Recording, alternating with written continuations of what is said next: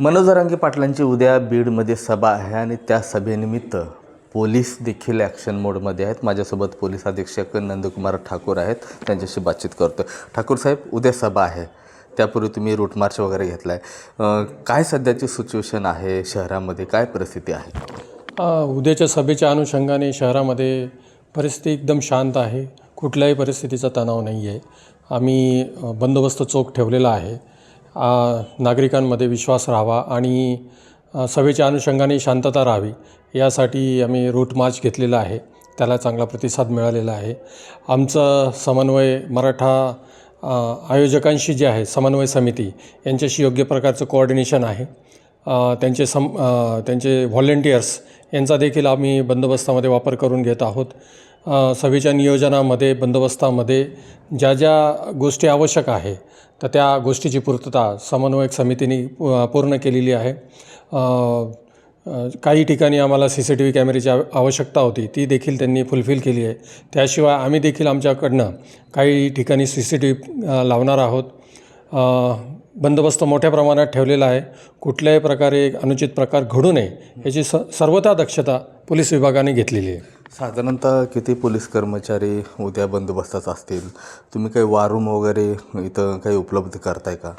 आणि यामध्ये जे माझ्यासकट 2 ॲडिशनल SP, 6 DYSP, 55 अधिकारी आणि 700 कर्मचारी, त्याशिवाय आम्ही 600 होमगार्ड्स आहेत, 3 SRPF कंपन्या आहेत. एवढा मोठा बंदोबस्त आपण या पूर्ण याच्यामध्ये डिप्लॉय केला आहे. त्याशिवाय ट्रॅफिकचे 125 कर्मचारी देखील आपण डिप्लॉय केलेले आहे. साधारणतः सकाळपासून किती वाजल्यापासून तुमचा जो वाहतूक आहे तो डायव्हर्शन होईल आणि कुठल्या मार्गाने कशी वाहतूक जाईल? सकाळी आम्ही 8 वाजेपासून रस्ते डायव्हर्ट करतो आहोत. गडीवरून म्हणजे ज्या संभाजीनगर किंवा गेवराईकडनं येणारी जी ट्रॅफिक आहे ती गडीहून डायव्हर्ट करतो आहोत आणि जी आपल्या धाराशिव आणि इतर ठिकाणाहून येणारी जी ट्रॅफिक आहे ती आपण मांजरसुंब्याहून डायव्हर्ट करतो आहोत. दोन्ही ठिकाणी पॉईंट लावलेले आहेत. सकाळी 8 वाजेपासून हे डायव्हर्जन असेल. शक्यतो आपण पॅसेंजर वाहतूक आहे ती कंटिन्यू ठेवणार आहोत. जर कंजेशन जास्तच झालं तर पॅसेंजर वाहतूक ही डायव्हर्ट करणार आहोत. काही लोकांना तुम्ही नोटीस पाठवलं आहे, त्यामुळे काही लोक जे संतप्त झालेत. नेमकं नोटीस पाठवण्याची काय गरज होती का, किंवा नोटीस ही कशामुळे आहे?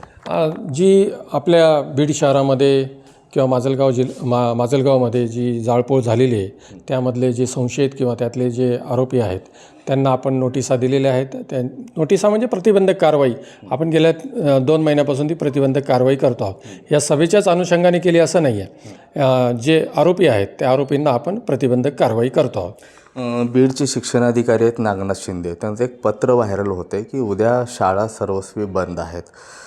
तसे काही तुमचे आदेश होते? तुम्ही तसं काही जिल्हा प्रशासनाला किंवा कलेक्टरांना निर्गमित केला होता का? नेमका तो व्हायरल मेसेज आहे का, की सत्य काय आहे? त्याबद्दल मला काय माहिती नाही, परंतु आम्ही म्हणजे पोलीस विभागाकडनं शिक्षण विभागाला कुठल्याही पद्धतीचं शाळा बंद ठेवण्याचं काही कळवण्यात आलेलं नाही आहे.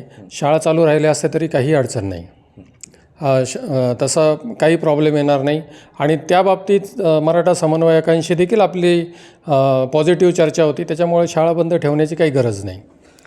नक्कीच उद्याचा जो दिवस आहे, मात्र जो एक पत्र व्हायरल झाला, नागनाथ शिंदे जे बीडचे शिक्षणाधिकारी आहेत त्यानुसार जिल्ह्याचे जे पोलीस अधीक्षक आहेत नंदकुमार ठाकूर यांनी कुठलेही आदेश तसे पारित केले नाहीत किंवा दिलेही नाहीत. मात्र उद्या शाळा जरी सुरू असल्या तरी काही अडचण येणार नाही. मराठा समन्वयक असतील, पोलीस दल असेल, हे एकोप्यानं उद्या काम करणार आहे आणि शांततेत उद्याची जी सभा आहे ते पार पडणार आहे, असंही पोलीस अधीक्षक नंदकुमार ठाकूर हे आपल्याला सांगतात. कॅमेरा पर्सन ज्ञानेश्वर वायबशीसह मी महेंद्रकुमार मुधोळकर, TV9 मराठी, बीड.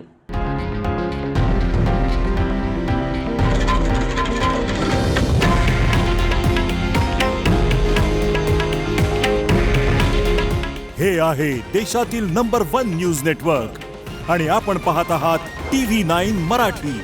काळजी तुमची, हित महाराष्ट्राचं.